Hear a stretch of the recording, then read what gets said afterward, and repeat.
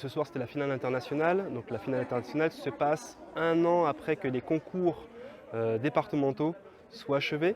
Nous, on est comme une sorte de fédération finalement, d'associations. Eloquentia France étant du coup le siège. Alors, ça vient de la volonté de Stéphane de Freitas, le fondateur. Le concours a été lancé en 2012. Et l'idée, c'était finalement permettre à la jeunesse française de pouvoir s'exprimer librement. Alors les sujets peuvent être philosophiques en effet, d'actualité, ça peut être un poil politique aussi ou même engagé. Ce sont des questions ouvertes et ensuite il faut répondre à la positive ou à la négative. Il y a eu plus de 1000 orateurs et oratrices qui se sont inscrits pour ce concours. Et ce soir, 4 ont retenu l'attention des jurés. Ces étudiants veulent se porter garants de la démocratie parce qu'ils veulent être responsables de leur vie. Et ce désir de responsabilité peut soulever un peuple. Alors je vous l'accorde, au premier abord, la responsabilité peut impressionner. Place de la Bastille, année 1831. Cocarde au fusil, poudre au canon, Gavroche meurt dans le ruisseau de la liberté.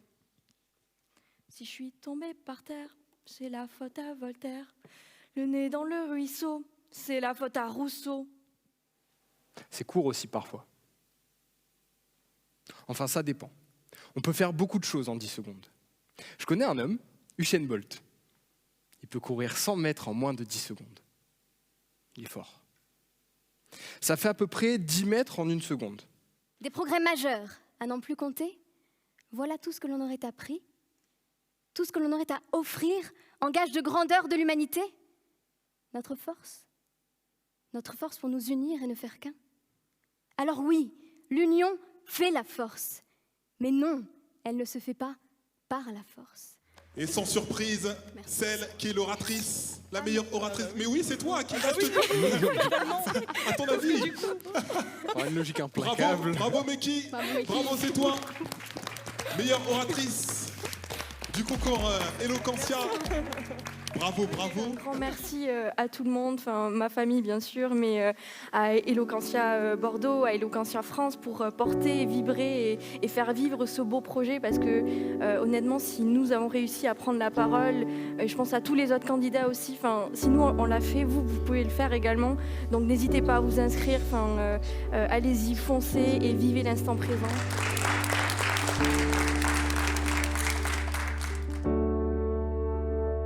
Déjà, c'était super important, je pense, de pouvoir maintenir cet événement malgré le Covid, parce que c'est vrai que depuis ces derniers mois, les moments de partage où on se retrouve, de culture, sont un peu éloignés de nos vies et de nos quotidiens. Et là, aujourd'hui, on a tous été assez impressionnés.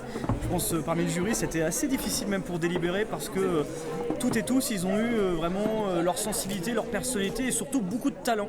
Vraiment, moi, je suis très impressionné par le niveau de cette finale. Ça a été vraiment difficile pour les départager, mais voilà, j'avais un coup de cœur pour la gagnante aussi, parce que je trouve qu'il y avait une forme d'émotion, de sensibilité, avec une petite touche d'humour qui faisait sa différence.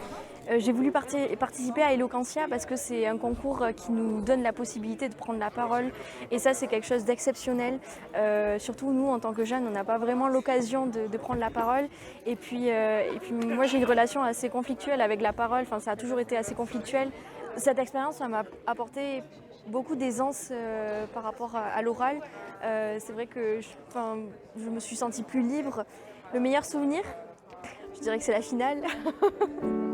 Non, je pense que la finale régionale, la demi-finale et la finale là, c'était incroyable parce que les meilleurs souvenirs, je les forge en écoutant les discours des autres parce que c'est superbe de voir les traits de chacun, les personnalités de chacun, les discours de chacun.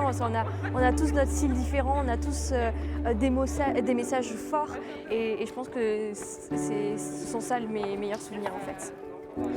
Je donnerais le conseil d'y aller, de faire abstraction de tout jugement. Ne vous focalisez pas sur ce que peuvent penser les autres, faites vraiment ce qui vous plaît, portez un message convaincant, portez un message qui vous ressemble, soyez authentique et voilà, faites-vous plaisir.